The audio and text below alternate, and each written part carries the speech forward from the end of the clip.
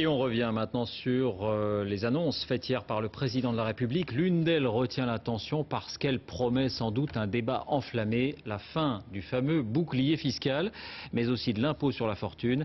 Nicolas Sarkozy veut remodeler la fiscalité du patrimoine. À quoi faut-il s'attendre? Romain Messi, Éric Delagneau.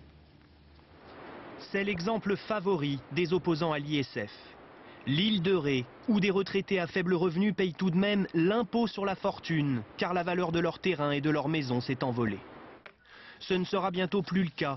Nicolas Sarkozy a annoncé hier la suppression de l'ISF en 2011 et dans le même temps celle du bouclier fiscal, devenu symbole d'injustice. Une double suppression compensée par la création d'un nouvel impôt. L'idée est la suivante, au fond. L'erreur qui a été faite dans les années passées, c'est de taxer le patrimoine, alors qu'il vaut mieux taxer les revenus du patrimoine et les plus-values du patrimoine. En clair, il n'y aura plus d'impôt pour taxer la propriété d'une valeur de 900 000 € que vous habitez au quotidien.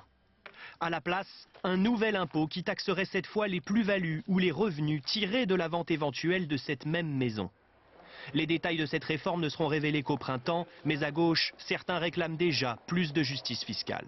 Ce qu'il faut, c'est qu'on prenne en compte tous les revenus et qu'on leur applique le même barème pour que tous les Français se disent c'est juste, que j'ai un revenu du travail, que j'ai un revenu du capital, que j'ai un revenu de remplacement, je suis taxé au même régime avec les mêmes taux et la même progressivité.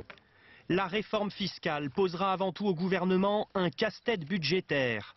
En l'état actuel, la fin du bouclier fiscal rapporterait à l'État 680 millions d'euros, quand la suppression de l'ISF lui ferait perdre dans le même temps 3,3 milliards d'euros. Au final, l'ardoise est largement déficitaire de plus de 2,6 milliards. Quelle que soit la nature du nouvel impôt, il devra faire entrer autant d'argent dans les caisses de l'État. Invité ce